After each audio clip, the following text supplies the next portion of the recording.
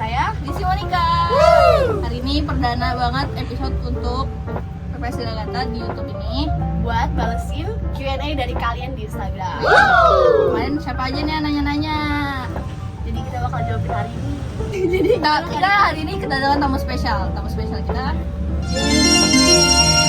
Yeay, ketua umumnya Sagata. Boleh perkenalan diri kalian? Oke, perkenalkan. Oke, assalamualaikum warahmatullahi wabarakatuh. Salam pesilat Indonesia, salam pencaksilat Sagata. Perkenalkan, nama saya Aditya Hermansyah. Saya ini dipercaya sebagai ketua umum perguruan pencaksilat Sahitya Nagata atau bisa disingkat dengan Sagata. Adit boleh nanya nggak kesibukannya hari ini akhir ini ngapain aja nih? Kesibukannya akhir ini ya biasalah. Manusia normal. Biasa lah. Ya, jadi kita kerja dari pagi sampai sore, malamnya ngelatih anak-anak. Terus di sisi lain juga ngurusin perguruan juga. Ya memang perguruan Sagata ini kan memang kita baru mencetus, ya baru tercetus, baru lahir, baru tercipta. Ya jadi sekarang lagi berada di fase sibuk-sibuk ke sana. Tapi dengar-dengar kemarin habis dari gunung loh. Habis healing nih. Ya healing juga kemarin bersama pengurus-pengurus Sagata. Ya karena apa? Karena menurut saya ketika kita ingin mengompakkan sebuah tim itu, hal pertama yang kita lakukan adalah kebersamaan. Nah, salah satu yang kita bikin kemarin, acara yang kemarin tuh yang kita ke gunung, masih di kaki gunung sih itu namanya gunung. Ya, jadi kita ngecamp selama 2 hari, ya salah satunya itu untuk menguatkan fondasi di pengurusan Sagata, yaitu kekompakan, kebersamaan, kekompakan, kekeluargaan. Ya, Oke, Adit boleh kepo dikit ya sih Kak Adit? ya boleh. Bikin organisasi ini tuh Kak Adit dari mana? Idenya dari mana? Idenya dari mana? Iya. Ini pertanyaan kenapa? Kayak kan kalau organisasi itu kan pasti kepalanya banyak ya kan, menyatukan perbedaan, menyatukan pemikirannya itu gimana? Oke, ya, jadi pemikiran itu kan seorang beda-beda, ya kan, karena kita dilahirkan ke dalam dunia ini, dilahirkan beda-beda. Walaupun orang yang dikatakan anak kembar, yang mukanya sama dari ujung rambut sampai ujung kuku, jempol kaki sama, ya tapi saya yakin pasti dalamnya itu beda. Ya otaknya pasti beda, hatinya pasti beda. Ya itulah yang dinamakan beda-beda. Ya. Karena apa? Karena ketika manusia diciptakan sama itu flat jadinya. Kita keluar rumah, yang kita lihat semuanya hijau. Walaupun hijau itu bagus, tapi ketika kita keluar rumah semuanya hijau. Apa kita pandang semuanya hijau. Nah itu itu akan sangat datar sekali kehidupannya. Nah, makanya Tuhan menciptakan manusia berbeda-beda, suku agama berbeda-beda, dan hal-hal yang berbeda dari yang terkecil sampai yang terbesar. Nah, di organisasi pun seperti itu, ya. Pemikirannya beda-beda, penafsirannya beda-beda, hatinya beda-beda, sudut pandangnya beda-beda. Gimana cara kita menyatukannya? Yaitu ya kita harus kompak, itu dulu yang pertama. Ya, ketika kita tidak kompak, ketika kita saling bermusuhan satu sama lainnya, otomatis hal itu bakal bisa menjadi pemecah belah di organisasi. Tapi yang bikin kompak itu apa? Yes, kompak itu banyak. Salah satunya gini, ketika kita ingin mengadakan sebuah event atau ingin mengadakan sebuah acara, dan misalnya kita lagi membahas perihal rundon acara. Contoh dari jam 7 sampai jam setengah 8. Ya, ada yang bilang jam 7 sampai setengah 8 kita isoma makan. Ya, itu baik karena isi perut, ya kan, istirahat. Ada yang bilang jam 7 sampai setengah 8 ini masih acara dulu. Nanti isomanya jam setengah 8 sampai jam 8. Ya karena apa? Karena kita ngejar acara, dua-duanya baik. Nah, gimana caranya inilah tugas leader, ya tugas pemimpin untuk memberi pengertian, ya pengertian keduanya. Ya, gimana cara kita mencari yang terbaik dari yang terbaik. Karena dua-duanya baik nih. Ketika kita memilih salah satu, otomatis kan yang satunya lagi pasti punya gua nggak didengerin di suaranya, gua nggak didengerin suaranya.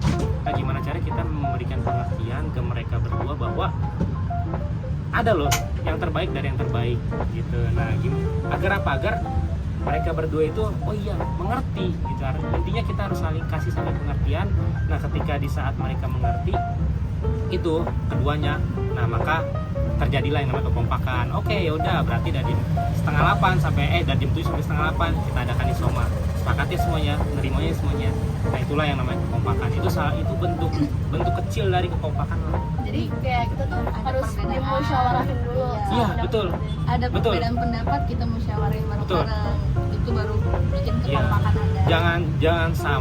Jangan sampai kita sebagai pemimpin itu kita punya hasrat yang besar, egois, tidak memikirkan orang-orang yang bersuara gitu. Karena apa? Karena ketika hal itu terjadi, ya timbullah nanti permasalahan baru, problem baru, ya. Jadi walaupun kita memang sebagai pemimpin, kita harus adil, bersikap adil terhadap suara-suara yang memang menyuarakan hal-hal yang sifatnya itu untuk organisasi. Jadi sebelumnya Kadit udah pernah belum sih kayak ikut organisasi atau Kadit pernah sebelumnya ngebangun organisasi sendiri sebelum membangun Sagata itu? Ya, alhamdulillah saya itu dari SMP kayaknya ya, dari SMP tuh udah nyemplung ke organisasi ya. Saya juga nggak tahu kenapa ini rada menarik ya. Ada menarik nih. Kayak saya belum pernah cerita sama siapapun. Asik. Jadi Cuma ini sini perdana doang, guys. nih di sini doang nih. Wow. Iya. Wow. Saya merasa kenapa nasib saya seperti ini. Gitu. Kok ini malah kayak sedih banget ya? Iya, karena apa? Karena waktu SMP, saya kelas 1 SMP. Ya, saya menyemplung lah di organisasi sama bela diri juga. Ya, yang itu adalah bela diri impor dari luar. Saat itu saya sangat punya kemauan dan cita-cita yang besar saat itu untuk berlatih bela diri itu. Ya, tapi ketika memang kelas seiring berjalannya waktu saya naik ke kelas 8 kalau nggak salah. Kelas 8 saya punya pelatih bela diri tersebut yang meninggalkan bukan meninggalkan sih, kayak lebih sibuk ya, kalau lebih sibuk dengan urusan pekerjaannya ya. Dan pada akhirnya, pada endingnya saya lah di situ yang saya sama teman saya berdua disuruh melatih, disuruh ngurusin anak-anak. Waktu itu saya ngurusin anak-anak SMP negeri Di kelas 8 itu kan? iya, waktu saya masih kelas 8 Pengalaman SMP pertama itu? iya. Wow. Nah itu benar-benar pengalaman yang sangat berharga. Karena apa? Karena di situ saya bukan disuruh melatih doang, saya disuruh ngurusin ujian anak-anak, ngurusin administrasinya, urusin keberangkatannya, urusin makannya, urusin segala halnya lah pokoknya, urusin perizinan orang tuanya, perizinan sekolahnya. Nah di situ tuh awal mula saya kayak terjun di dalam saya ngerasa terjun di dalam organisasi. Wow. Terus waktu saya SMK juga sama ya, sama. SMK juga ada loh. SMK waktu saya terjun juga ya di dalam organisasi bela diri juga sama, cuman bela diri berbeda dengan yang saya waktu SMP, beda.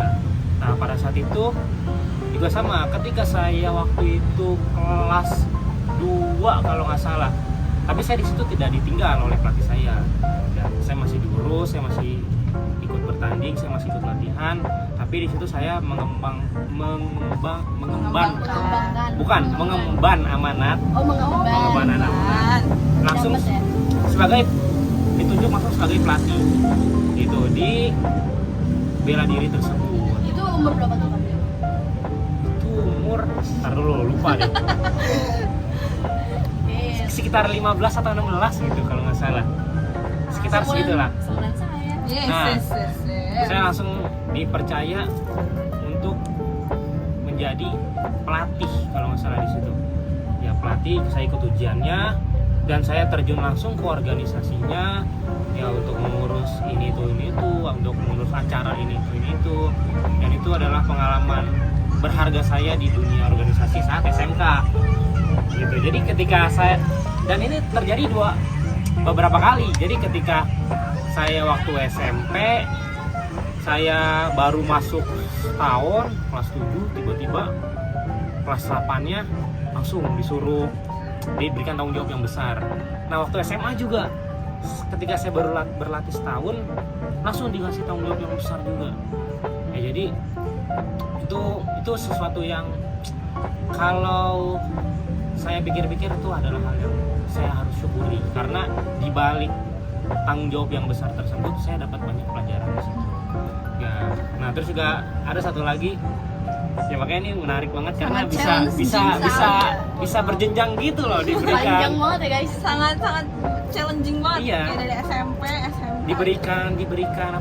Diberikan kepercayaan itu sangat berjenjang banget dari SMP, SMK. Nah waktu saya masuk kuliah, Wow. saya masuk kuliah waktu itu 2017. Nah akhir 2017 saya ikut bela diri, karena saya dari dulu senang banget melatih bela diri. Saya cari bela diri tersebut ya, kebetulan bela diri pencak silat. Nah waktu kurang lebih berjalan 6 bulan gitu. Nah saya saat itu organisasi bela diri di kampus saya ini belum terbentuk. Sebenarnya udah terbentuk, tapi seperti antara ada dan tiada gitu. Antara kayak lagu ya, mohon maaf. Kayak lagu. ini ada nggak ya gitu. Jadi kayak aktif tapi kayak nggak aktif. Nah pada saat itu ada satu orang yang memang membuat saya kayak berpikir dan pengen kemauan yang besar untuk benar-benar mengadakan sebuah pencak silat di kampus tersebut gitu. Nah otomatis kan kayak wah gila nih, beban besar lagi, amanat besar lagi, tanggung jawab besar lagi. Nah dan beliau pun memberikan motivasi ke saya, ayo gini aja kita bangun kalau di kampus namanya UKM ya kan, kalau di sekolah namanya ekskul. Kita bangun UKM di sini, kita berawal dari nol, gini perintis gini, walaupun sebelumnya sudah dibuat, tapi ya gitu antara dan tiada. Akhirnya udahlah, di situ hal pertama yang saya lakukan adalah saya cari prestasi dulu. Ketika prestasi udah ada, baru saya berani mengajukan ke kampus bahwa kita pengen membuat wadah UKM silat di kampus. Nah pada akhirnya tahun 2018 lah saya masuk, 2017 2018 sama 1 tahun lagi. Nah 1 tahun itu saya diberikan amanat yang besar lagi, yaitu menjadi ketuanya pada saat itu, ketua UKM unit kegiatan mahasiswa pencaksilat di sebuah kampus.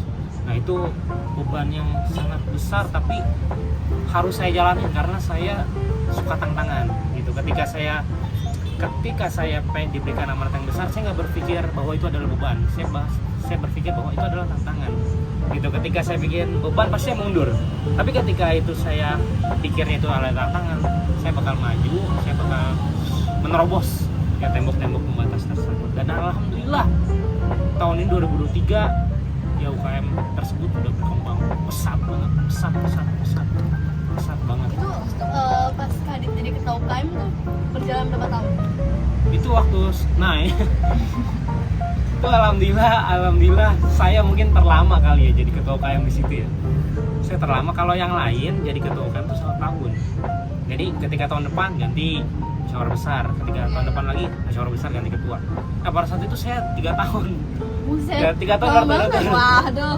3 Karena tahun. iya saya juga nggak tahu ya, 3 tahun ini karena memang saya dipercaya, antara nggak ada lagi yang mau. Nggak ada pilihan lagi, udah Kadit aja gitu. Nah cuman saya berpikir positif bahwa sepertinya saya melihat dari raut wajah teman-teman saya, mereka masih sangat percaya saya untuk menjadi ketuanya pada situ. Karena berhubung saya masih semester muda waktu itu, masih awal masuk kuliah, ya adalah kira saya setelah lulus baru di situ saya menyatakan saya stop, keluar dari kepengurusan UKM tersebut. Ya gimana lagi, udah lulus gitu. Akhirnya digantikan waktu itu sama teman saya, dan sekarang sudah periode ketiga, udah ketua yang ketiga. Jadi saya ketua yang pertama itu 3 tahun. Jadi Kadit itu orangnya suka tantangan. Jadi kalau misalnya tantangan apapun itu pasti Kadit ambil. Berarti Apapun resikonya termasuk kayaknya. membangun perguruan Sagata. Sagata. Ini Nah, tantangan. itu Ini dia. tantangan terbesar. Itu dia, saya tuh yang saya bilang ini unik gitu. Jalan hidup saya itu unik. Karena saya dari SMP, SMK, kuliah, udah lulus kuliah, saya tuh selalu dihadapkan oleh sebuah tantangan, selalu dihadapkan oleh sebuah oleh sebuah tanggung jawab yang besar. Ketika saya SMP, yang tadi saya ceritakan, ketika SMK yang tadi saya ceritakan, ketika saya kuliah, ketika saya lulus kuliah, saya mendirikan sebuah perguruan pencaksilat baru yaitu PPS Sagata, yang ini adalah sebuah tanggung jawab yang sangat terbesar. Kalau bahasa sekarangnya apa ini yang paling jauh apa sih? Oh, Sejauh ini Sejauh ini yang paling jauh. Sejauh ini yang sejauh paling ini jauh. paling jauh. Waktu oke. SMP, aduh masih terkontrol lah, cuma satu sekolah. Waktu SMK masih terkontrol lah. Waktu kuliah masih bisa lah. Ini paling jauh. Ini paling kayaknya. jauh. Tapi saya yakin dengan berbekal pengalaman saya yakin bisa membuat dan mengembangkan perguruan pencaksilat Sagata ini yang tadinya memang kita merintis benar-benar dari nol sampai pada akhirnya nanti kita akan besar. Itu saya punya keyakinan seperti itu, dan biasanya kalau saya punya keyakinan dan punya tekad yang kuat dan saya sudah bekerja dengan sedemikian kerasnya membangun sebuah sistem bersama anak-anak yang membantu, biasanya itu akan terwujud gitu. Kita doakan aja. Oke, Kak, sekarang kita mau jawabin Q&A yang kemarin udah jadiin nih Kak di Instagram. Boleh minum ya? Boleh lah. Minum lah. Enggak lah, emang nggak boleh minum. Oke, kita bakal jawabin pertanyaan Q&A yang ada di Instagram nih. Pertanyaan pertama itu dari Chris Tracy. Kok bisa sih kepikiran nama perguruannya Sagata? Dapat ide dari mana? Wah, pertanyaannya menarik banget lah. Dapat ide dari mana kali? Ini kayaknya masih banyak yang belum tahu nih. Anak Sagata pun masih banyak yang belum tahu.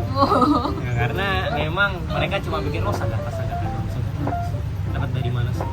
Gitu ya. Jadi ketika saya dan teman-teman ingin membangun perguruan, ingin menciptakan sebuah perguruan gitu. Hal yang pertama saya pikirkan salah satunya adalah nama perguruan. Karena nama perguruan itu yang pertama itu adalah doa. Tuh. Ya kan, mau nama apapun itu doa, makanya namakan yang baik-baik ya, jangan namain anak kafirun. Itu ntar anaknya pas dia jadi kafir. Jadi Firaun.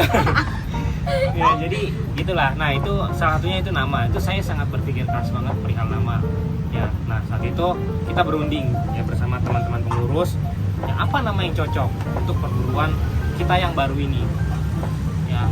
Ada yang ada yang memberikan pendapat, oh namanya ini aja, namanya itu aja, nama ini aja, nama itu aja, diambil dari bahasa ini, diambil dari bahasa ono, diambil dari kata-kata ini ya, diambil dari ya berbagai macam sudut pandang lah. Ini banyak pilihannya. Banyak referensinya ya. Pada akhirnya muncullah satu nama yang memang alhamdulillah kita semua yang ada di grup tersebut klop ya, klop dengan nama tersebut. Karena apa? Karena artinya ini sangat relate gitu. Aduh, iya lagi. Aduh, Artinya sangat relate dengan kehidupan yang sekarang ya, yaitu Sagata ya, Sahitya Anagata ya. Sahitya itu artinya apa? Bergotong royong, guys. Kalau Anagata artinya Ditembak gitu. ya, dia pura-pura lupa padahal emang lupa. Anagata itu artinya masa depan. Oh, iya. Ya, nah nama tersebut diambil dari bahasa Sanskerta. Ya, bahasa Sanskerta yaitu Sahitya artinya gotong royong, bisa diartikan gotong royong, bisa diartikan kebersamaan, bisa diartikan solidaritas, bisa diartikan saling tolong menolong atau bantu membantu. Nah, Anagata itu bisa diartikan masa depan gitu, atau prospek gitu. Nah, definisinya itu adalah perguruan Sagata ini ya, Sahitya Anagata ya, kita menjalin masa depan ya, karena kita ini masih pada muda, masih punya masa depan yang tinggi, yaitu dengan cara bergotong royong dengan dari hal apapun, dari hal membangun masa depan, dari hal membangun perguruan sagata, dari hal berlatih pencaksilat. Kita nggak bisa berlatih pencaksilat mengandalkan diri kita sendiri, kita harus gotong royong gitu, dalam hal bersekolah, dalam hal menuntut ilmu, dalam hal mengaji, dalam hal apapun gitu. Nah makanya ini nama ini bisa berartikan luas gitu, nggak sempit gitu. Jadi artinya itu sangat besar. karena kita ingin mencapai masa depan dengan cara bersama-sama, insya Allah ketika sesuatu apapun yang kita laksanakan dengan bersama-sama pasti nantinya itu akan bisa terwujud. Contohnya ada batu besar ya, kalau kita nggak sendiri tuh mau dia latihan pusapnya 1000 kali juga, kalau batunya gede nggak bakal bisa. Ada yang kuat pusat 1000 tolong. Nah kalau misalnya batu segede apapun kita angkat ramean, puluhan orang, ratusan orang, pasti bisa tuh angkat dan bisa kita pindahkan. Nah itulah artinya gotong royong, kerjasama. Biar apa? Biar kita bisa menghasilkan sesuatu yang bisa terwujud. Gitu. Untuk mencapai masa depan yang cerah, insya Allah kita perlu bergotong royong. Saling bantu. Karena kemarin tuh healing, jangan-jangan menerapkan Sahitya. Oh itu. Salah satunya itu sih. Karena apa? Karena kan di situ kita udah benar-benar saya terapkan di situ. Contohnya gini, siapa yang punya karpet, ya kan? Siapa yang punya kompor? Siapa yang punya panci? Siapa yang punya gelas plastik? Siapa yang punya ini itu? Nah akhirnya yang satu bawa kompor, yang satu bawa panci, yang satu bawa ini, yang satu bawa itu, yang satu bawa karpet. Ya coba kalau itu semua satu orang yang bawa. Wow, bener. Satu saya doang yang bawa. Malah nggak jadi berangkat tuh. Ini tangan nih, jari nih satu cantelan kali ini. Kaki Balik juga. putus. Ya itulah salah satunya penerapan dari kerjasama yang kita harapkan. Oke, ini pertanyaan yang bagus banget. Thank you buat teman-teman yang udah ngadu. Oke, kita bakal ke next pertanyaan. Pertanyaan kedua dari Black Ajah. Nama Sagata ini diambil dari apa ya? Contoh dari hewan atau apa gitu? Kita kan juga penasaran. Tadi udah jawab ya. Tadi udah jawab ya, Sagata itu bukan dari Jepang ya. Walaupun banyak yang bilang kok dari Jepangnya dia Bahasa Sagata, Jepang. arigato. Tapi bukan. Walaupun kayak Satya Anagata belakangnya nih, ya kan? Nah itu bukan dari Jepang ya, tapi dari bahasa Sanskerta yang memang artinya ini sangat dalam dan sangat luas. Yang tadi saya jelaskan tadi, itulah kurang lebih jawaban dari pertanyaan tersebut. Pertanyaan ketiga. Kita masuk ke pertanyaan ketiga dari DMFR21. Ayo dong orang-orang hebat yang udah berjuang membuat perguruan Sagata. Yuk, spell. Bakal spell nih kak. Wah itu banyak ya, lumayan banyak orang-orang di luar sana ya yang memang sangat berpengaruh terhadap perguruan Sagata, ya terhadap terciptanya perguruan Sagata, terhadap tercetusnya perguruan Sagata itu banyak. Ya banyak, sekitaran kurang lebih ada 9 atau 10 orang. Ya, nanti saya spill namanya di Instagram aja kali ya. Di Instagram namanya beserta fotonya. Waduh, Biar apa? Biar kalian lihat dan like dan follow. Ya, tapi di satu sisi ada satu orang yang memang ini sangat berpengaruh banget gitu, yang membuat saya percaya diri bahwa saya bisa gitu. apa saya tulis? Oke, udah kejawab ya. Nanti kita bakal post di Instagram. Siapa yang nulis itu bakal dibuat. Ini masuk ke pertanyaan terakhir dari Rifai YC1. Peran apa aja bagi atlet atau pelatih untuk bisa mengedepankan perguruan Sagata di masa mendatang? Nice Berat banget question sih pertanyaan. Nice question sih. Keren bagus. Ini pertanyaan berat. Biar hostnya aja yang jawab. Kita aja nungguin apa jawaban dari Kak Adit ya, mohon maaf. Apa tadi? Ulang. Peran apa aja bagi atlet atau pelatih untuk bisa mengedepankan perguruan Sagata? Untuk bisa mengembangkan atau memajukan perguruan Sagata. Di masa mendatang. Peran atlet. Ya. Peran atlet itu tugasnya cuma 3. Saya punya pelatih bilang atlet itu PR-nya cuma 3. Tugasnya cuma 3. Yang pertama latihan, yang kedua latihan, yang ketiga latihan. Jadi udah latihan aja. Kalian Latihan. jangan berpikir yang aneh-aneh, jangan berpikir yang macam-macam. Pikir latihan terus. Tuh. Sampai akhirnya sampai jadi juara. Setelah kelar juara, latihan lagi. Juara lagi, latihan lagi. Jadi habis juara jangan. Gak ada habisnya latihan itu bagi seorang atlet. Tapi bagi seorang pelatih, nah ini gimana caranya? Yang pertama kita membentuk watak dan karakter si atlet. Ya bukan dari sisi misalnya. Kesan guys, kita cut dulu ya. Oke, kita lanjut lagi. Tadi sampai pembahasan peran pelatih. Gimana Gimana jawab? Kadit? Jawab. Ya, Pelatih kan gimana, tadi Kak? kita peran atlet sudah saya jawab. Ya, intinya latihan. Kalau peran pelatih, nah ini tugasnya untuk memajukan Sagata. Yang pertama, kita harus membentuk watak dan karakter atau sifat si atlet tersebut. Ya, jangan sampai mereka jadi pesilat-pesilat yang memang punya kepala yang besar. Bukan ini ya, bukan. Gede kepala. Kepala yang Tahu gede. kan peribahasanya Besar kepala. kepala itu Bukan orang pakai helm juga.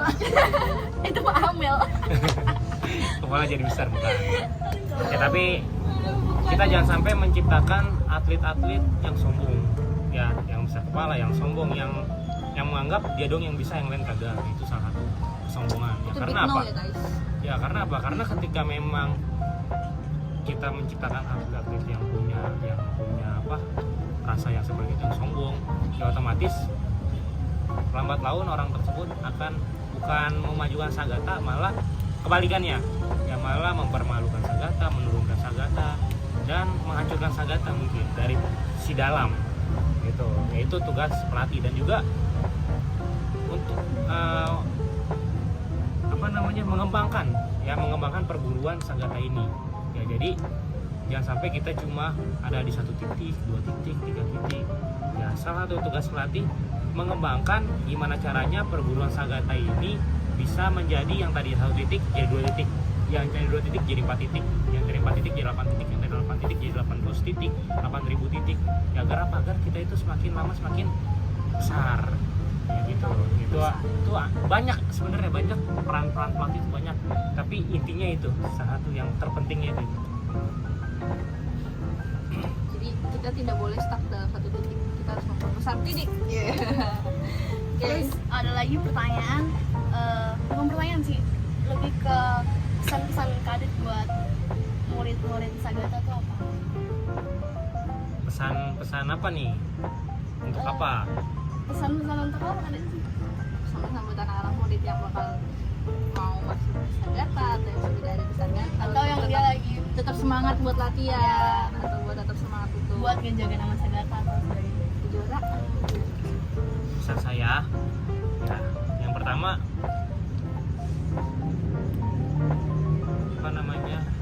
pencak silat itu bisa merubah hidup kalian. Pencak silat itu bisa merubah kebiasaan kalian. Yang tadinya kebiasaan buruk bisa jadi baik. Yang tadinya kebiasaan jelek bisa jadi bagus gitu. Ya. Bisa berawal dari pencak silat. Karena apa? Karena dulu saya seperti itu. Dulu saya makan sembarangan, minum sembarangan. Ya minum amat, minum soda gitu ya kan. Sekarang masih. Nah sekarang saya enggak dong. Kirain masih gitu kan. Sekarang seiring berjalannya waktu saya menjalani kehidupan waktu itu sebagai atlet walaupun atlet perguruan gitu. Dan saya cari tahu hal-hal yang bisa tidak bagus lah untuk atlet dari segi kesehatannya. Saya pelajarin ya, salah satunya dari segi makanannya, alhamdulillah gitu. Alhamdulillah saya dapat ilmu dari sana. Ya salah satu mengubah hidup saya itu dari hal kesehatan. Gitu. Apa yang kita konsumsi itulah yang nanti akan kita kerahkan. Kalau misalnya konsumsi yang bahaya ya otomatis nanti umur 30-an udah lemas guys. Oh, Kak Desi guys. Ya. Nah itu dari segi hal kesehatan gitu bisa merubah. Ya dari segi hal apa lagi? Dari segi hal masa depan. Ya, karena apa? Karena banyak teman-teman di Sagata ini yang memang bersekolah, ya berkuliah di suatu kampus yang memang itu berasal dari pencaksilat. ya, dan itu free, gratis, tidak bayar melalui jalur prestasi pencaksilat. Itu intinya pencaksilat bisa merubah kehidupan. Jadi, tetap semangat buat pesannya buat anak-anak Sagata, tetap semangat karena pencaksilat bisa merubah kehidupan kalian. Kalau nggak percaya silakan buktikan, kalian latihan yang rajin, yang serius, ya apa yang pelatihnya kasih, pandangan-pandangan baik mengenai kehidupan, mengenai pencaksilat, dijalankan. Ya, apabila dijalankan dengan benar, dijalankan dengan tekun, insya Allah pasti akan dapat khasiatnya, akan dapat manfaatnya. Ya, jadi intinya kita harus latihan, balik lagi latihan. Tapi kalian yang rajin. Kadit, Gimana? saya ada satu pertanyaan yang ini Tanya mulu nih. Ya. Personal gimana nih? Ngeri banget personal. personal ya. Personal itu pribadi. Pribadi Ya, loh. pribadi dari saya. Jadi perguruan Sagata ini konsepnya tuh gimana? Lebih kayak petarung jalanan, atau dia lebih prestasi, atau dia seni, atau kasiat tradisional, atau gimana? Jeng. Jadi Kalau misalnya kita ada yang bertanya mau ke arah mana? Ke arah prestasi kah? Ke arah street fighter kah? Taruh jalanan, ke arah bela diri tradisional atau bela diri apa gitu? Ya kita ini balance, tapi disesuaikan dengan keadaan apa yang kita latih, apa yang kita hadepin. Contoh, ketika kita berada di lingkungan sekolah, ya kan, kita berada di lingkungan sekolah, ya otomatis kita lebih melatih yang namanya prestasi. Ya, kita berkembang di prestasinya. Karena apa? Karena kita dituntut oleh sekolah untuk membawa nama sekolah agar sekolah tersebut berprestasi. Ya, nah, tapi kita jangan sampai melupakan unsur pencaksilatnya, itu bela dirinya. Ya, walaupun kita latihan prestasi itu adalah sebagian dari latihan bela diri, ya tapi ada yang lebih ke spesifik lagi, masuk ke spesifik yang memang full latihan bela diri. Gitu. Nah, kita itu jangan sampai lupakan. Memang persentasenya lebih banyak ke latihan untuk berprestasi. Itu kalau untuk kita kancah sekolah. Tapi ketika memang kita orang-orang yang di hadapan kita itu adalah umum, yang ada yang sekolah, ada yang dari luar pengen masuk, ada yang udah kerja, ada yang kuliah. Nah, barulah di situ ya kita benar-benar kebalikannya dari yang sekolah. Yang tadi sekolah kita prestasi, nah ini kebalikannya, kita lebih condong dan kita lebih spesifik ke bela dirinya, kita lebih spesifik ke bela diri praktisnya.